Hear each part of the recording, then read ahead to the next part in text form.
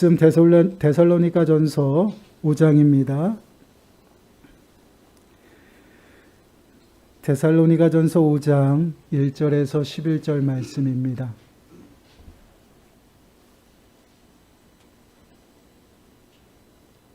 제가 가지고 있는 성경책은 신약성경 332쪽입니다. 우리 한 목소리로 함께 읽겠습니다. 형제들아, 때와 시기에 관하여는 너희에게 쓸 것이 없음은 주의 날이 밤에 도둑같이 이를 줄을 너희 자신이 자세히 알기 때문이라. 그들이 평안하다 안전하다 할 그때에 임신한 여자에게 해산의 고통이 이름과 같이 멸망이 갑자기 그들에게 이르리니 결코 피하지 못하리라. 형제들아, 너희는 어둠에 있지 아니하며 그날이 도둑같이 너희에게 임하지 못하리니 너희는 다 빛의 아들이요 낮의 아들이라. 우리가 밤이나 어둠에 속하지 아니하나니 그러므로 우리는 다른 이들과 같이 자지 말고 오직 깨어 정신을 차릴지라.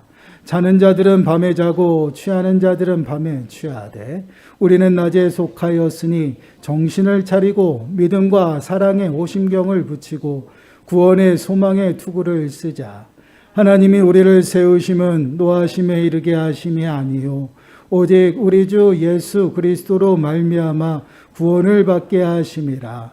예수께서 우리를 위하여 죽으사 우리로 하여금 깨어 있든지 자든지 자기와 함께 살게 하려 하셨느니라. 그러므로 피차 권면하고 서로 덕을 세우기를 너희가 하는 것 같이 하라. 아멘. 오늘 말씀의 제목은 깨어 정신을 차릴지라입니다. 올해 표가 일어나라 빛을 발하나입니다. 회복의 삶을 위해서 우리가 말씀을 계속해서 함께 나누고 있어요. 우리가 지금의 삶 가운데서 일어나서 하나님께 더욱더 가까이 나가야 한다는 것입니다. 이러한 모습은요, 우리가 성도다운 모습을 회복하는 것이고요. 더 나아가서는 성도답게 구별되게 살아가는 것입니다. 이러한 모습이 바로 깨어있는 삶의 모습이에요.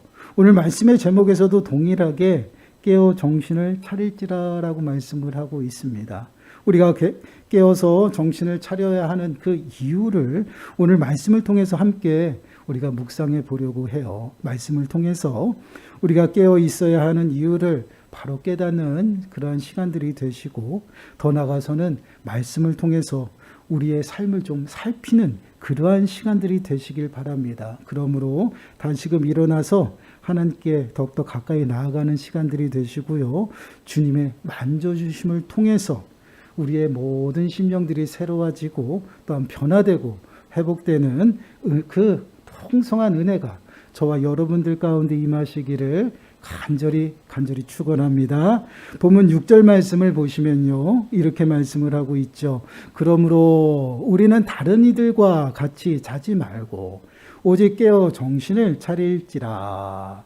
자지 말고 오직 깨어 정신을 차릴지라라고 말씀을 하고 있습니다. 여기서 잠자는 것, 이것은 문자적으로 해석하여서 우리가 밤에 잠자는 것을 의미하는 것이 아닙니다.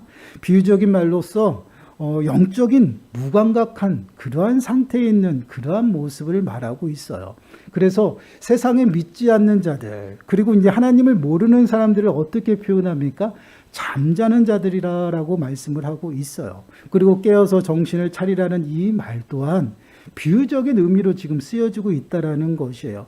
정신을 바짝 차리고 주의하라는 말씀이에요. 결국은 영적인 무감각한 그러한 상태에 있는 삶에서 정신을 차리고 주의하며 살아가라는 말씀입니다. 세상 믿지 않는 자들과 동일하게 살아가고요, 하나님과 상관없이 살아가는 삶에서 깨어나야 된다는 것을 우리들에게 말씀을 하고 있어요. 그럼 우리에게 깨어 정신을 차리라라고 말씀을 하고 있는 이유는 과연 무엇일까요? 본문 1절에서 3절 말씀을 보시길 바라요. 형제들아, 때와 시기에 관하여는 너희에게 쓸 것이 없음은 주의 날이 밤에 도둑같이 이를 줄을 너희 자신이 자세히 알기 때문이라. 그들이 평안하다 안전하다 할 그때에 임신한 여자에게 해산의 고통이 이른과 같이 멸망이 갑자기 그들에게 이르리니 결코 피하지 못하리라. 지금 때와 시기에 관하여 말하고 있습니다.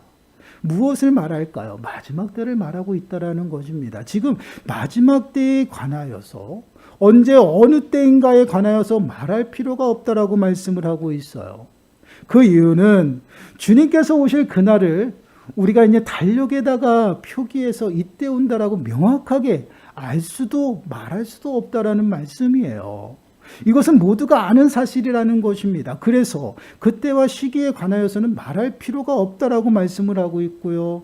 그러나 그때와 시기는 어떻게 임한다라고 말씀을 하고 있나요? 바로 도둑같이 임한다라는 것입니다. 이는 주님이 오신다고 우리에게 연락하시고 또한 약속하셔서 그 날짜에 딱 맞춰 오시는 것이 아니다라는 것이에요. 밤에 도둑같이 오실 것이다 라고 말씀을 하고 있습니다. 모든 사람이 평안하다, 안전하다 하실 그때 갑자기 주님이 오신다라는 것이에요. 이는 어떤 모습이냐면요. 우리는 확실히 성공했어. 이제는 평안히 살아도 돼. 서로 축하하고 만족하면서 느긋해할 때 갑자기 그날이 임하여 멸망에 이른다라는 것입니다. 갑자기 그날이 임해서요. 모든 것이 산산조각이 나고 만다라고 말씀을 하고 있어요. 이것이 바로 믿지 않는 자들의 삶의 모습입니다. 마지막 모습이에요. 아기를 뵌 여인에게 진통이 갑자기 오는 것처럼 그 누구도 이 심판의 그 하나님의 진노의 그 날에 피할 수가 없다라고 말씀을 하고 있어요. 그렇습니다. 우리가 늘 마음에 새겨야 할 것이 있죠. 우리 주님이 하나님의 우편에 가시면서 우리들에게 약속하신 것이 있습니다. 다시 오시겠다라는 것이에요. 주님은 분명히 다시 오십니다. 이것을 우리는 마음에 새겨야 돼요. 하나님의 때에 심판하시는 심판주로 이 땅에 오신다라고 말씀을 하고 있어요. 이것은 약속이에요. 때와 시기는 오직 여호와 하나님만이 아시지만 반드시 오신다라는 것입니다. 누가복음 12장 39절 40절 말씀을 보시면요. 동일하게 말씀을 하고 있어요. 너희도 아는 바니 집주인이 만일 도둑이 어느 때에 이를 줄 알았더라면 그 집을 뚫지 못하게 하였으리라. 그러므로 너희도 준비하고 있으라. 생각하지 않은 때에 인자가 오리라 하시니라. 도둑이 언제 올지 아무도 모른다라는 것입니다. 그러므로 준비하고 있으라라고 말씀을 하고 있죠. 한번 생각해 보시기 바라요. 우리가 잠을 자지 않고요. 우리가 우리의 모든 소유물들을 잘 지키고 있으면 도둑이 틈탈 수 있을까요? 없다라는 그런 말씀이에요. 들어오지 못합니다. 그렇기 때문에 우리는 깨어 있어야 한다라는 것이에요. 그냥 깨어 있어서는 안 됩니다. 정신을 바짝 차리라는 것입니다. 주의를 기울이며 살아가라고 말씀을 하고 있어요. 이것은요, 더욱더 영적인 민감한 가운데에서요, 분별하며 살아가라고 우리들에게 말씀을 하고 있다라는 것이에요. 그래서 4절, 5절 말씀을 보시면요, 이렇게 말씀을 하고 있죠. 형제들아, 너희는 어둠이 있지 아니하매 그날이 도둑같이 너희에게 임하지 못하리니 너희는 다 빛의 아들이요 낮의 아들이라. 우리가 밤이나 어둠에 속하지 아니하나니. 믿는 성도들에게는 그날이 도둑같이 임하지 않는다라고 말씀을 하고 있어요. 그 이유가 무엇일까요? 우리는요, 빛의 아들이고요, 낮의 아들이기 때문이다라고 말씀을 하고 있어요. 우리는 그들과 다르다라는 것입니다. 마지막 때에 하나님의 심판의 날, 그 심판을 피하지 못하는 그러한 세상 사람들과 우리는 다르다라는 것이에요. 빛의 아들이고요, 또한 낮의 아들인 그 성도들은요, 그 마지막 그 날을 우리는 준비하며 살아간다라는 것이에요. 영적으로 깨어 있고요, 분별하는 삶을 살아가는 그러한 삶의 모습이기 때문에 마지막 때에 임하는 그 도둑같이 임하는 심판의 날이 우리에게는 임하지 않는다라는 것이에요. 이는 곧 성도들의 삶의 모습은요, 늘 깨어 있다라는 말씀이죠. 또한 분별하는 삶을 살아간다라는 것이고요, 늘 구별되게 하나님의 뜻 가운데 살아가기 때문에 그 마지막 심판이 언제 올지 미리 준비하며 살아간다라는 것이에요. 한번 생각해 보세요. 좀 전에도 말씀을 드렸죠. 도둑이 그 집에 임하는 것은요, 잠자고 있기 때문에 임하는 것이에요. 그러나 우리는 깨어서 주님의 오심을 준비하고 있어요. 그렇기 때문에 도둑같이 임하지 못한다라는 것이에요. 이것은 우리들에게 더욱더 깨어서 정신을 차리고 주의를 기울이라는 것입니다. 하나님의 뜻에 온전히 우리들의 삶이 고정되어서 분별하는 삶을 온전히 살아가야 한다는 것이, 그것이 바로 성도의 삶이라는 것입니다. 그래서 우리는 어떻게 살아야 한다라고 말씀을 하고 있나요? 7절과 8절 말씀 보세요. 자는 자들은 밤에 자고 취하는 자들은 밤에 취하되 우리는 낮에 속하였으니 정신을 차리고 믿음과 사랑에 호신경을 붙이고 구원의 소망의 투구를 쓰자. 우리는 이렇게 살아야 된다는 것입니다. 세상 사람들은 모두가 어둠 가운데 생활을 합니다. 밤에 자고 밤에 취한다라고 말씀을 하고 있죠. 어둠에 다니고요. 또한 생활하기 때문에 자신들의 삶이 잘못되었고 또한 죄인 줄 모르고 살아가요. 그렇기 때문에 그 삶이 좋아요. 그러나 우리는 낮에 속했습니다. 빛의 자녀예요. 그렇게 살아가면 안 된다는 것입니다. 그러면 우리는 어떻게 살아가라고 말씀을 하고 있어요? 의의 호심경을, 사랑과 믿음과 호신경을 마음에 붙이고요. 또 나가서는 소망 가운데 구원의 소망의 투구를 써야 된다라고 말씀을 하고 있어요. 이러한 모습이 바로 성도들의 삶의 모습이에요. 더 이상 우리는요, 예수 그리스도의 그 은혜로 말미암아 어둠 가운데 살아가는 그러한 인생이 아니다라는 것이야. 이것은 무엇을 의미하냐면 빛의 자녀답게 행동하며 살아가야 한다라는 것이에요. 하나님께서 이스라엘 백성들을 구원하시고 어떻게 그들에게 항상 요구하십니까? 내가 거룩하니 너희도 거룩하라는 것입니다. 더 이상 그렇게 살아서는 안 된다라는 것이에요. 하나님의 자녀답게 살아야 된다라고 우리들에게 말씀을 하고 있죠. 우리들에게도 동일하게 하나님께서는 요구하고 있어요. 베드로전서 1장 15절 말씀을 보시면 이렇게 말씀을 합니다. 우리 한 목소리로 함께 읽어보겠습니다. 시작. 오직 너희를 부르신 거룩한 이처럼 너희도 모든 행실에 거룩한 자가 되라. 하나님은 동일하셔요. 변함이 없으십니다. 우리를 너무나도 사랑하시고 우리를 구원하셨어요. 우리들에게도 동일하게 요구하고 있어요. 무엇이라고 요구하고 있습니까? 내가 거룩하니 너희도 거룩하라는 것이죠. 그런데 모든 행실에서 거룩한 자가 되라고 말씀을 하고 있다라는 것이, 이것이 바로 성도들의 삶의 모습이고 깨어있는 삶의 모습이고 더 나아가서 마지막 때를 준비하는 그러한 삶의 모습이다라는 것이에요.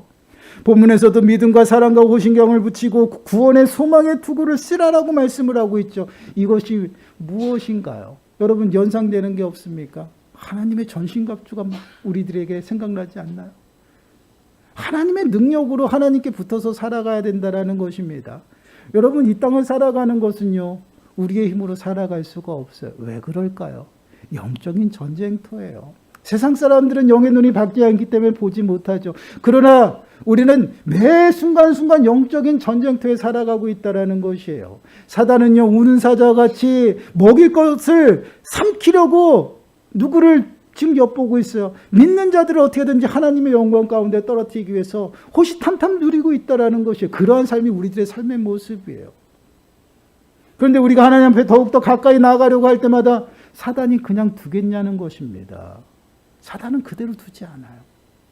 우리를 어떻게든지 넘어뜨리려고 유혹하고요, 어떻게 하든지 시험을 한다는 것이에요. 그러한 시험과 유혹에 넘어가지 않기 위해서는 우리는 어떻게 해야 될까요? 하나님의 능력으로 무장하고 있어야 돼요. 그것이 무엇이에요? 믿음과 사랑, 그리고 더 나아가서 구원의 소망이라는 것입니다. 그것을 가지고 우리가 무장해야지만 우리는 넘어지지 아니하고요, 매 순간순간 하나님이 우리들에게 허락하시는 구원의 풍성한 은혜를 누리면서 살아간다는 것입니다. 여러분, 우리는 예수 그리스도로 말미암아 우리는 더 이상 어둠 가운데 사는 인생이 아니에요. 왜 예수님께서 우리를 빛 가운데로 부르셨을까요? 우리는 그것을 고민하고 늘 마음에 새겨야 될 것입니다. 자꾸만 그 의미를 모르기 때문에 우리는 그냥 그렇게 살아도 된다는 식으로 살아가요. 그러나 여러분 한번 우리가 생각해 보세요. 하나님께서 우리들에게 베푸신 그 은혜, 단순히 은혜만을 보시지 마세요. 그 은혜를 왜 우리들에게 베푸시는지를 깨달아야 됩니다. 그리고 그 은혜에 합당하게 살아야지만 그 은혜가 더욱더 풍성해지는 것이에요. 근데 우리는 그 받은 은혜만 보고 있어요. 그 은혜의 의미를 알지 못한다는 것이에요. 왜 예수 그리스도께서 우리를 위해서 십자가에서 죽으시고 우리를 죄와 사망 가운데서 구원하셨나? 우리는 이 모습을 항상 의미를 새겨야 된다는 것이에요. 오늘 말씀 본문에서도 동일하게 말씀을 하고 있어요. 9절과 10절 말씀 보세요.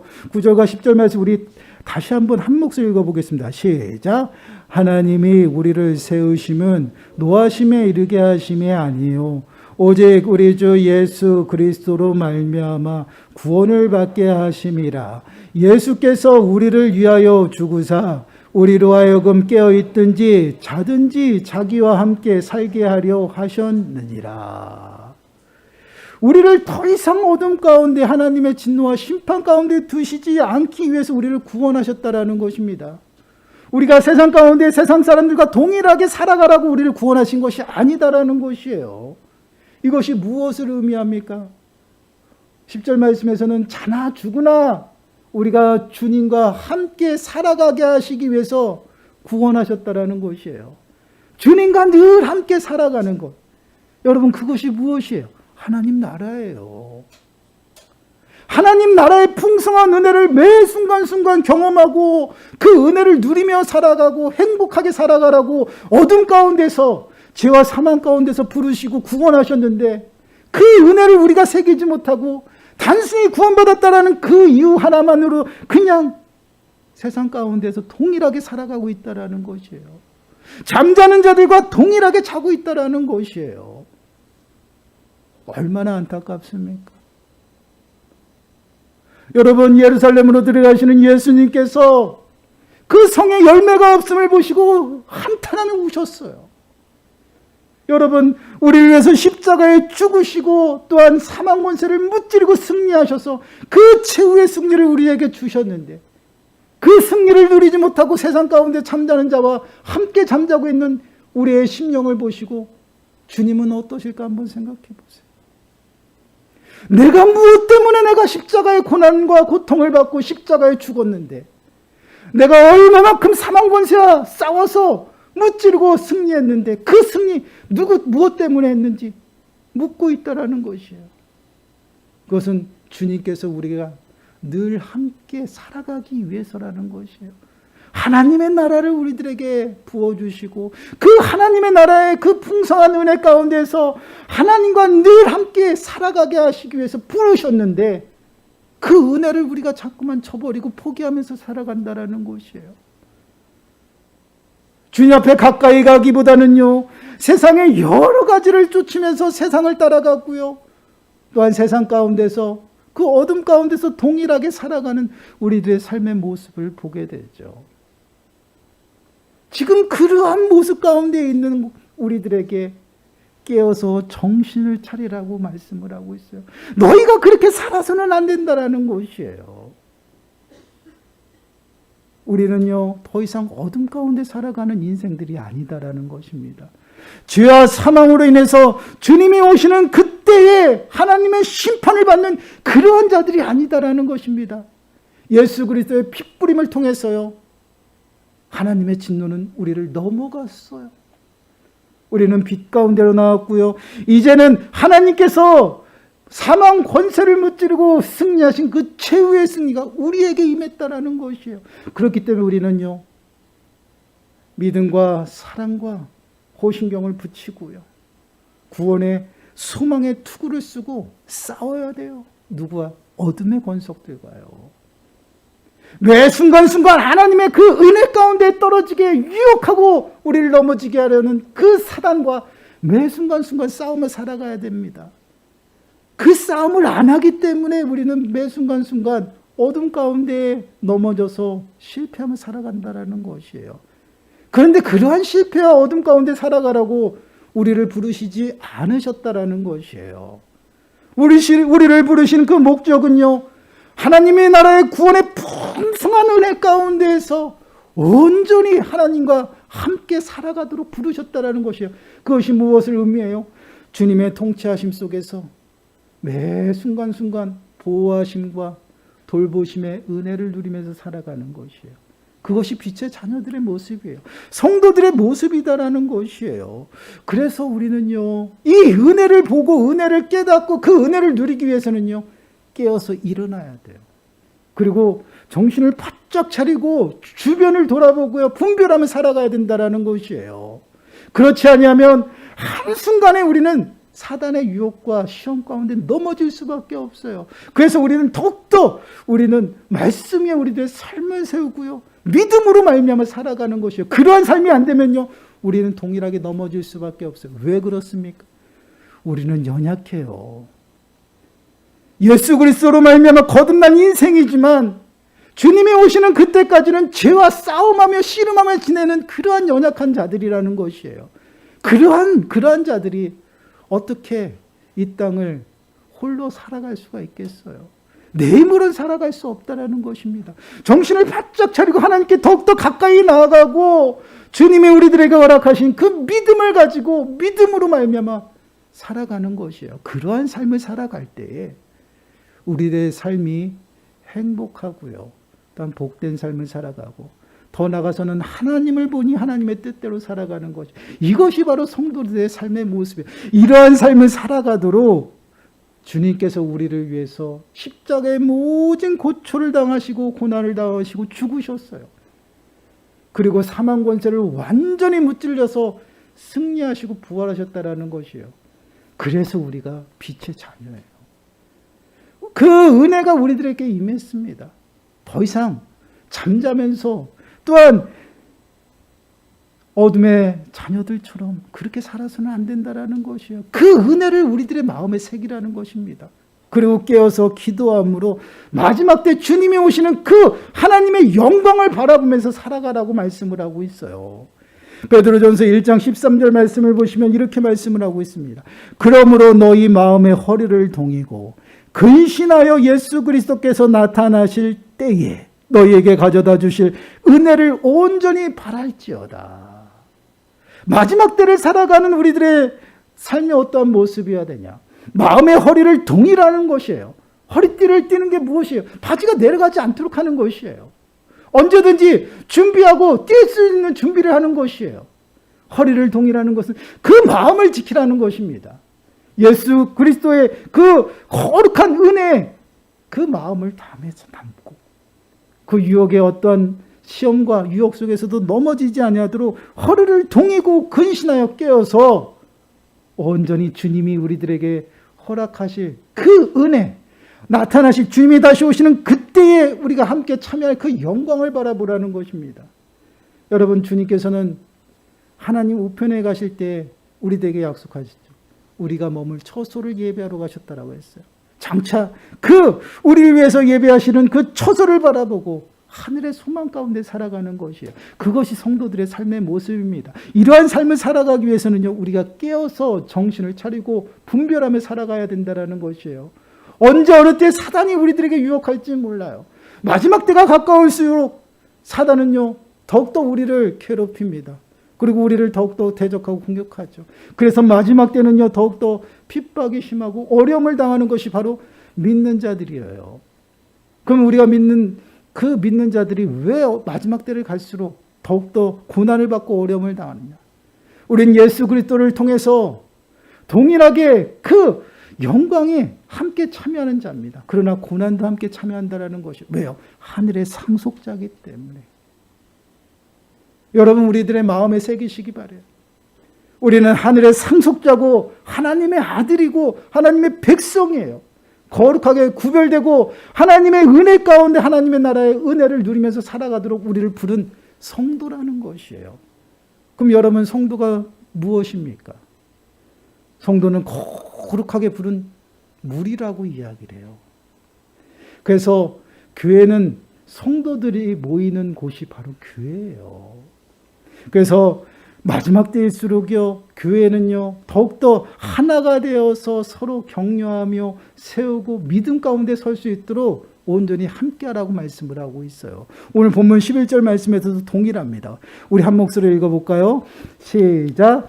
그러므로 피차 권면하고 서로 덕을 세우기를 너희가 하는 것 같이 하라. 피차 권면하고 서로 덕을 세우라고 말씀을 하고 있죠. 여러분, 여기서 권면한다라는 것은요, 어떠한 모습이냐면요, 상대방의 마음을 강하게 세우는 것이에요. 그리고 세우다라는 이 말은 건축하다라는 말과 있어요. 차곡차곡 쌓는 것이에요. 결국은 영적으로 연약하고 영적으로 흔들리는 그러한 지체들이 있으면은요, 그들이 다시금 믿음 가운데 설 수 있도록 세워주고 섬기는 그러한 삶의 모습이에요. 그럼 여러분, 이러한 말씀을 왜 마지막 때를 준비하며 정신 차리라고 하는데, 이러한 말씀을 마지막에 그러므로 하면서 우리들에게 주시는 이유가 무엇일까요? 여러분, 마지막 때는요, 믿는 자들이 박해를 당하고 어려움을 당하는 것이 마땅합니다. 그러한 어려움을요, 혼자서는 감당하기 힘들다라는 것이에요. 그렇기 때문에 서로 세우고 격려하고 믿음 가운데 살아갈 수 있도록 함께 섬김으로 그 모든 것들을 감당하라고 세우셨다라는 것이에요. 예수님께서 제자들을 보내실 때도 홀로 보내시지 않았어요.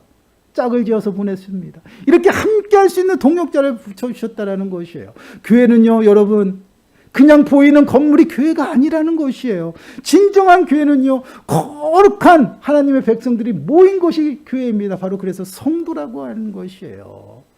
그래서 성도들은요, 서로 격려하고 권면하고 세워주고 기도하는 것이에요. 그러한 모습들이 나타날 때에 하나님께서 기뻐하시는 것입니다. 그리고 더 나가서는요, 이러한 사람들이 많아요. 교회 건물이기 때문에 보이지, 굳이 뭐 교회가 있어야 되느냐, 그렇게 말하시는 분들도 있죠. 그러나 여러분, 예수 그리스도께서 피 뿌려 세우신 곳이 바로 교회예요. 그럼 교회를 왜 우리들에게 주셨을까요? 여러분, 교회를 통해서 하나님의 나라를 체험하고 경험하며 누리는 것입니다. 서로 성도들이 함께 모여서 함께 기도하고 함께 예배하며 더 나아가서는 섬기는 그 모습을 통해서 사랑을 나누는 것이요. 이것이 바로 하나님의 나라예요. 이러한 모습이 온전히 세워질 수 있도록 우리 모든 성도들이 함께 모여서 마지막 때를 준비하는 그러한 삶을 살아가는 것이에요. 그것이 바로 성도입니다. 그래서 우리는요, 더욱더 지체가 아프고 지체가 보이지 않냐면 기도하고요. 또한 전화해서요, 그들에게 격려하고 믿음을 북돋아 주는 것이에요. 이것이 바로 우리 성도들이 해야 될 일이라는 것입니다. 사랑하는 여러분, 마지막 때를 우리는 매 순간순간 준비하고 있죠. 여러분, 제가 새벽 예배를 드리고 우리 집사람하고 가면서 그런 얘기를 했어요. 오늘 하루가 또 시작됐군. 또 저녁이 되면 또 잠자고 나면 또 하루가 되네. 그러면서 제가 뒤에다가 붙인 말이 있습니다. 잠자고 나면 하나님 앞에, 주님 앞에 가는 날이 더 가까워졌네.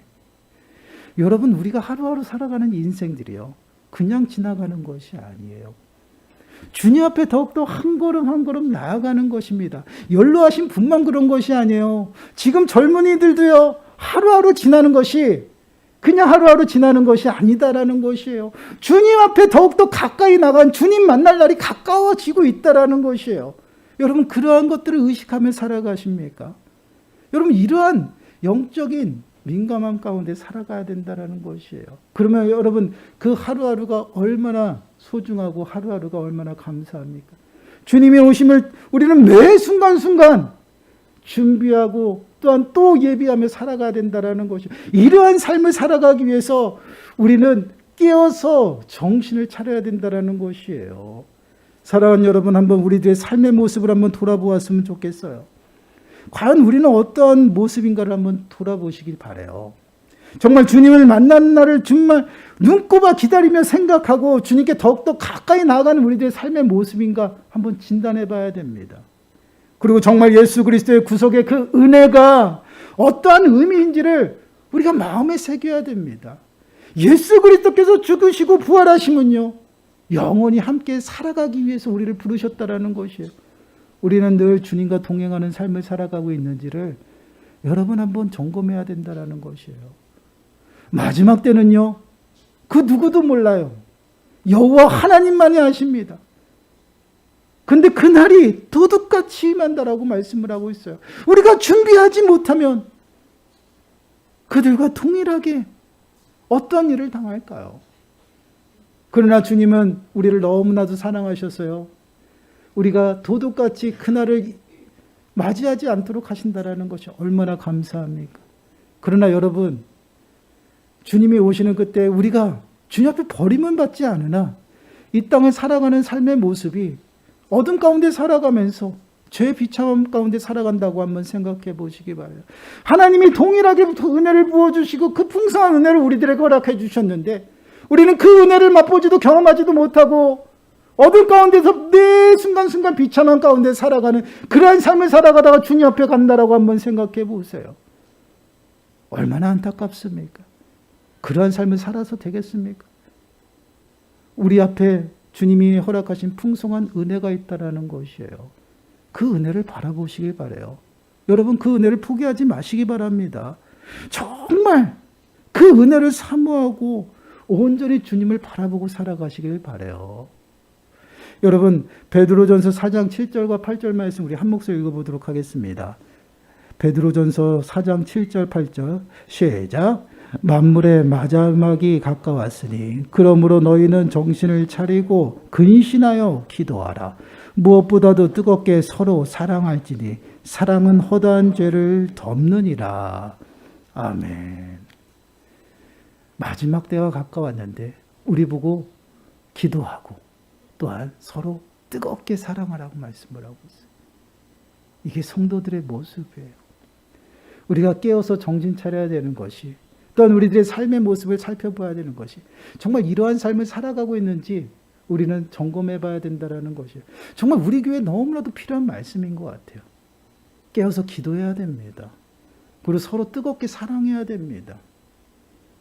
이것이 바로 마지막을 준비하는 그러한 삶의 모습이고 성도들의 삶의 모습이에요. 사랑이 부족하고요. 기도하지 아니하면요. 교회가 어떻게 될까요? 점점점 쇠약해져 갑니다. 더욱더 주님을 준비하고 마지막 때를 준비하기 위해서는요. 깨어서 기도해야 돼요. 그리고 더욱더 서로 뜨겁게 사랑함으로 정말 한 명도 그 믿음 가운데 떨어지지 않도록 기도하고 세워줘야 된다는 것이에요. 그러한 모습이 참 성도들의 모습이고 마지막 때를 살아가는 삶의 모습입니다. 제발 우리가 깨어서 일어나시길 바라요. 그리고 하나님께서 우리들에게 허락하신 그 풍성한 구원의 은혜를 포기하지 마시기 바랍니다. 매 순간순간 하나님의 나라의 그 은혜를 경험하면서 늘 깨어서 기도함으로 그 은혜를 풍성히 누리시길 바라요. 그러므로 정말 하나님께서 우리들에게 주신 그 사명도 그 은혜 가운데서 풍성히 감당하심으로 늘 함께 하시는 주님과 동행하며 살아가는 저와 여러분들이 되어지시기를 간절히 축원합니다. 기도하겠습니다. 하나님, 영원히 죽을 수밖에 없었던 우리 인생들을 너무너무 사랑하셔서 친히 이 땅에 오셔서 십자가에 죽으시고 우리의 모든 죄의 문제를 해결해 주시며 또한 사망 권세까지 무찌르치고 부활하셔서 우리를 영원한 생명으로 인도해 주시는 그 은혜 너무나도 감사드립니다. 그 은혜를 우리들에게 부어주심이 영원히 우리와 함께 살아가기 위함임을 다시 한번 깨닫습니다. 하나님, 정말 이 땅을 살아가면서도 주님과 늘 함께함으로 하나님 나라의 풍성한 은혜 가운데 거하게 하시고 매 순간순간 깨어 있음으로 주님의 뜻을 분별함으로 정말 마지막 때 다시 오실 그 주님을 준비하며 살아가는 우리 모든 성도들이 되어줄 수 있도록 주여 은혜를 더하여 주시옵소서. 깨어서 기도하게 하시고 무엇보다도 서로 뜨겁게 사랑하는 삶을 살아감으로 모두가 주님이 오시는 그때에 주님을 맞이하며 혼인잔치에 들어가는 은혜를 모든 심령들이 누릴 수 있도록 주여 축복하여 주시옵소서. 이 모든 말씀 예수님의 이름으로 감사하며 기도드리옵나이다. 아멘. 찬송가 180장입니다.